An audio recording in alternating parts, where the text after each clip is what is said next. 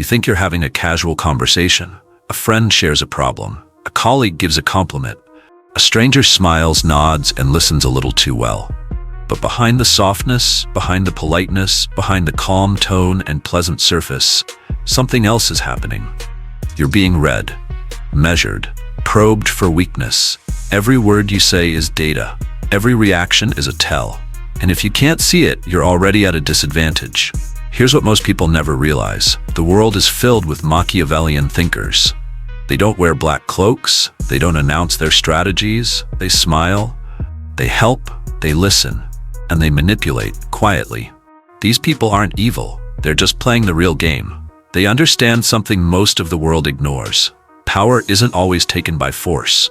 It's often taken through psychological moves so subtle, so embedded in everyday life, you don't even notice until it's too late. They let you talk so they can calculate. They pretend not to know so you let your guard down. They give, but with invisible strings attached. They withhold approval just long enough to make you crave it. And when they show you weakness, it's often a weapon. You've seen these tactics. You've even used some of them without realizing. That's the twist. You don't have to be trained to be Machiavellian. You just have to survive in a world that rewards strategy over sincerity. Because if you're not thinking 5 moves ahead, someone else is. And they're thinking about you. This video isn't just about Machiavellianism. It's about recognizing the moves you're already surrounded by, and some you're already using. It's about lifting the curtain and seeing the real game being played in conversations, meetings, relationships, and negotiations every single day. By the end, you won't just spot these tactics. You'll understand them. You'll use them. And more importantly, you'll never be used by them again. If you're still watching, it means one thing. You're not like the average. You don't just want truth, you want strategy. You're done being the one who's always a step behind, wondering why the world feels rigged. Hit the subscribe button now and turn on the video notification icon for more brutal truths. Example 1. Silent positioning in conversations. There's a reason the most dangerous man in the room is often the quietest. In everyday life, at the office, at the dinner table, in negotiations, most people talk first to prove themselves. They want to be heard. They want to be seen as smart, assertive, agreeable. But here's what they don't realize. Every word they say is ammunition for someone who knows how to weaponize silence. Machiavellian thinkers never rush to speak. They sit back. They let the room fill with noise. Why? Because in the noise, people reveal things they don't even mean to. Desperation, insecurity, intentions, weak spots. The one who speaks last gathers the most intel and reveals the least. Silence isn't passive, it's positioning. In a high-stakes business negotiation, for example, the amateur opens the meeting with a list of their needs, goals, and deadlines. The Machiavellian professional listens. They nod. Maybe they ask 1 or 2 vague questions. And the more the other side talks, the more leverage the quiet observer gains. By the time they finally speak, they already know where to push, where to concede, and where to win. That's not charisma. That's psychological control. Let's take this into social dynamics. Ever notice how certain people dominate a group conversation with stories, jokes, or opinions, and then suddenly go quiet when someone else walks in? That silence shifts the energy. It demands curiosity. It says, that person doesn't need to impress anyone. Why? And just like that, the power flips. Silence makes you unpredictable, and unpredictable people are dangerous. This is Machiavellian principle at work. Appear weak when you're strong. Speaking last, holding silence, isn't about shrinking back. It's a smokescreen. You appear uninvolved, maybe even unsure. But behind the quiet, you're calculating every variable. It gets even deeper in one-on-one conversations. Imagine you're in an argument. Most people instinctively want to respond fast, defend themselves, prove they're right. But a Machiavellian mind delays. It waits. It watches how the other person reacts to the silence. Do they panic and over-explain? Do they soften their stance? Do they reveal emotional vulnerability? All of that happens because silence creates psychological tension. Tension most people are too weak to endure. In that moment, silence becomes dominance. Here's the twist. We're conditioned to believe that being vocal equals strength, that to lead, you must talk. But leadership isn't about being loud. It's about being listened to. And nothing makes people lean in more than someone who speaks sparingly, but with weight. This is why in courtrooms, war rooms, and boardrooms, the people with real power don't interrupt. They don't overshare, they wait, because when they do speak, it hits different. It carries consequence. Let's not forget, in Machiavellian strategy, the game is information. And every sentence you speak gives the opponent more data to analyze you. What you care about, what you fear, what you're trying to hide. The more you talk, the more you bleed. But the silent man, he's a cipher. You can't anticipate what you can't read, even in something as subtle as romantic dynamics. Have you noticed how the person who texts back slower, answers less often, or simply doesn't rush to fill silence tends to control the pace of the relationship? It's not by accident. It's psychological gravity. People lean into what pulls away. They chase what doesn't chase them. And silence, used strategically, creates that magnetism. But let's be clear, this isn't about being mute or antisocial. It's about calibrated restraint, about knowing when to speak and when to let others drown themselves in their own words. The person who speaks first may seem confident, but often they're revealing their position without even realizing it. The person who speaks last already knows what move to make, and knows what move you'll likely make next. So the next time you're in a meeting, a debate, or even a casual conversation, don't rush to prove yourself. Don't fill the silence. Let it work for you. Let others reveal their hands. And when the time comes to speak, make it sharp, make it deliberate, make it final. Because the ones who command the room are not the loudest. They're the ones who never needed to be. Example 2. Feigned ignorance for leverage. In a world where everyone's trying to look smart, powerful people do the opposite. They pretend not to know. It's called feigned ignorance, and it's one of the oldest Machiavellian tactics in the book. Not because it looks powerful, but because it hides power in plain sight. The moment someone assumes you're clueless, they get comfortable. And when they get comfortable, they get sloppy. That's when the real game begins. You've seen this in action, maybe even used it without realizing. In a job interview, you play a little dumber than you are. You let the interviewer do most of the talking. You ask a few questions you already know the answers to. Why? Because it makes them feel in control. And when people feel in control, they start revealing what they'd normally hide. Salary caps, weaknesses in the team, what they're really looking for. That's leverage, earned through strategic ignorance. Machiavelli understood this centuries ago. One of his most famous warnings was, never outshine the master. Why? Because competence triggers insecurity. If you walk into a room and show you're the smartest one there, you've just made yourself a threat. And threats get eliminated. But if you walk in like a sponge, curious, modest, silent, you're underestimated. And that's your edge. You get access, information, trust. You become the insider without being labeled the enemy. In the workplace, this is how real players move. A junior employee may not know how to complete a task, so they ask their manager to explain it again. Not because they're lost, but because they're mapping the manager's thought process, learning how they think, spotting where they're weak, gathering data for the future. Or a mid-level operator might attend a meeting and act as though they're there to observe. They stay quiet, they take notes, they nod, and the people talking assume they're harmless, until 6 months later, that same person uses everything they heard to rise above the very people who ignored them. This is not deception. It's discipline. Because real intelligence doesn't need to be performed. It's measured by outcomes, not volume. The moment you stop needing to prove how much you know is the moment you become dangerous. Feigned ignorance also plays powerfully in social situations. Let's say you're in a group and someone makes a subtle jab, a passive-aggressive insult disguised as a joke. Most people would snap back, trying to defend their ego. But the Machiavellian move? Smile, nod, play like you didn't catch it. Let them think they landed the hit. Then observe, because now they've underestimated you.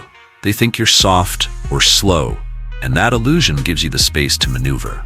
You're no longer a target, they think you're not a threat. But underneath the surface, you're gathering data, biding your time.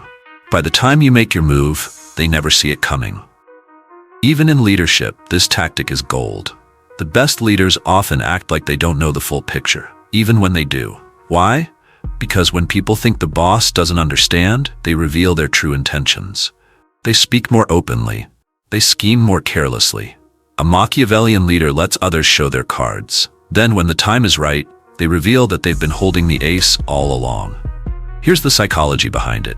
People naturally fill the space left by perceived incompetence. If you act like you don't know, they'll try to teach you, show off, correct you, and in doing so, they expose themselves. Feigned ignorance isn't weakness. It's bait. You don't fake stupidity. You fake curiosity. You fake deference. You let people believe they're one step ahead, and that belief becomes your trap. When used right, this tactic accomplishes two things. 1. Information control. You get others to tell you more than they should. 2. Threat reduction. You avoid triggering defenses, egos, or sabotage. The best part? You stay underestimated. In a world of people screaming for attention, the quiet observer becomes the most feared man in the room, because no one knows what he knows or what he's planning. So next time you walk into a room, don't rush to impress. Hold back. Ask questions you already know the answers to. Pretend you didn't notice the insult. Let others overestimate their own intelligence. Because when you fake ignorance, you're not losing power, you're collecting it. Example 3. Controlled generosity to create obligation. Most people think generosity is a virtue. Machiavellian thinkers know it's a weapon. Controlled generosity, the act of giving not out of kindness, but out of calculation, is one of the most powerful psychological tactics ever used. Because when you give someone something, especially when they didn't ask for it, you don't just offer a favor, you create a debt. This is the foundation of what psychologists call the reciprocity principle, a hardwired response in the human brain that makes people feel obligated to return a favor. The moment someone gives you something, money, time, advice, an opportunity, you feel a subtle pressure to give something back. And that pressure can be guided, shaped, and exploited by those who know what they're doing. Let's bring this down to earth. You're in a workplace environment. A colleague helps you with a project, stays late to cover for your mistake, or speaks well of you to your manager. You didn't ask for it. It wasn't part of their job. They just wanted to help. But now, you owe them. They might not say it. They might even act like it's no big deal. But when it's time for them to ask for support, or expect loyalty, or push their agenda, you feel that subconscious pull. And if you don't play along, you look ungrateful, disloyal, even guilty. That's the trap. Now multiply that in high-stakes environments, politics, organized crime, elite social circles. A mob boss understood this game better than anyone. They'd offer help, protection, money, favors up front. And in return, loyalty, obedience, silence. These weren't optional, because generosity was never about kindness, it was about control. In the corporate world, top executives often mentor rising stars, not just to be helpful, but to build a network of personal loyalists. These mentees rise through the ranks, and when the mentor needs influence across departments or support in a power struggle, they collect. It's not evil, it's structure. This tactic also shows up in everyday social life. Ever had a friend who keeps buying you coffee, giving you free rides, or helping you move, then subtly starts guilt-tripping you into doing things you don't want to do? That's not accidental. That's strategic generosity. It's how influence is traded without ever needing to say it out loud. Controlled generosity creates what you might call soft power. It doesn't force, it invites. It doesn't demand loyalty, it manufactures it. Because the best manipulation isn't overt, it feels like your own choice. Here's the genius of it. Generosity disarms people. When you give, you appear trustworthy, kind, even noble. That's why most people never suspect it. They don't question the motive. And that's why it works so well. Machiavelli himself warned princes and rulers to be careful about their reputation, but also to understand the power of giving strategically. When a ruler gives too much, he's seen as weak. But when he gives selectively and visibly, he gains loyalty, admiration, and leverage without bleeding resources. And this is the key difference. Random giving is weakness. Controlled giving is power. Controlled generosity is never about giving without expectation. It's about investing. You give now so you can call in a favor later. You offer support now so you can direct loyalty later. You do the favor no one asked for, so later, when you need influence, you already own it. Let's make it actionable. In business, offer a contact, a lead, or a resource to someone in your network, then watch how often they come back to ask what you need. In leadership, help your team solve a high-pressure problem without being asked, then observe how much more sway you have when pushing through a difficult decision. In personal dynamics, give a small, unrequested favor, then make a reasonable request later. You'll notice a shift. They say yes faster, with less resistance.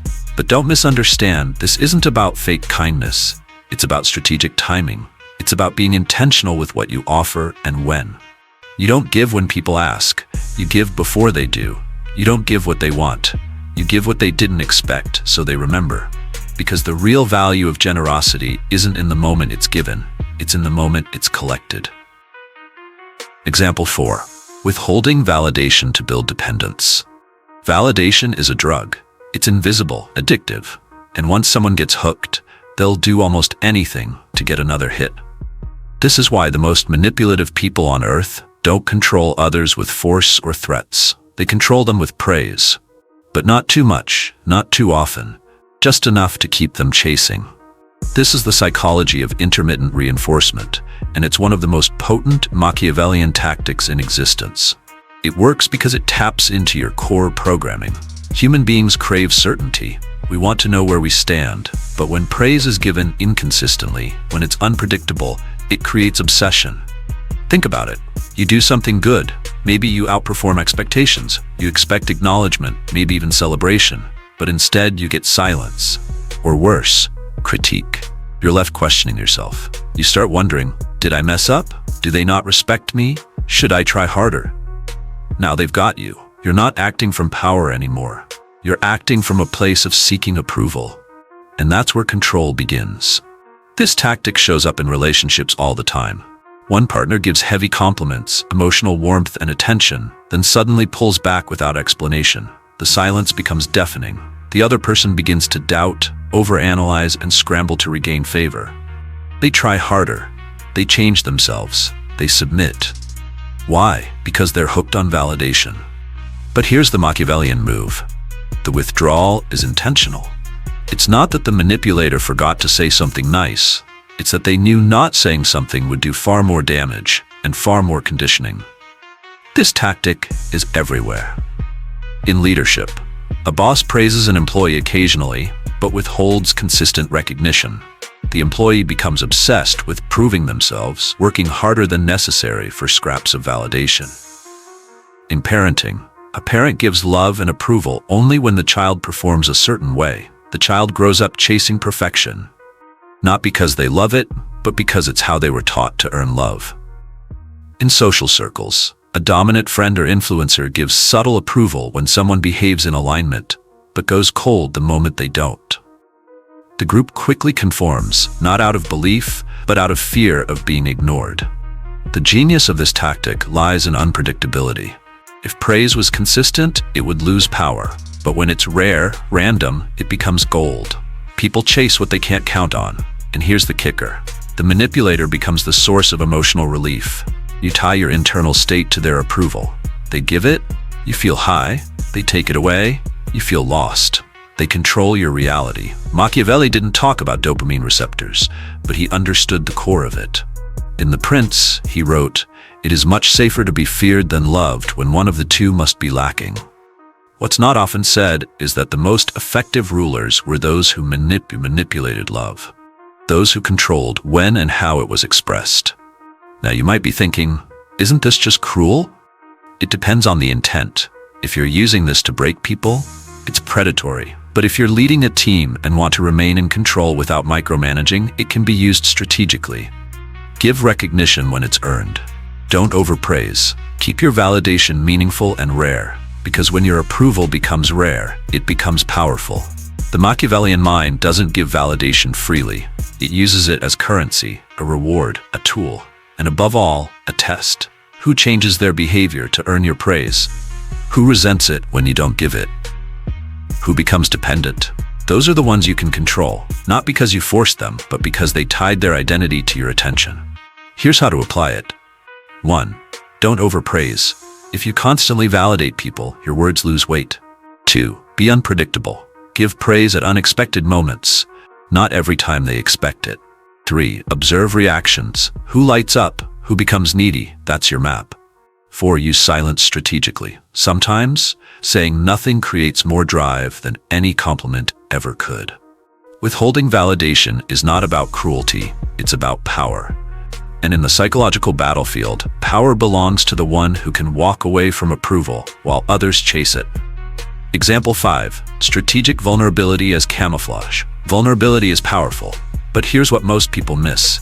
It's also one of the most strategic disguises ever used by Machiavellian thinkers. We've been trained to see vulnerability as honesty, as raw, emotional truth.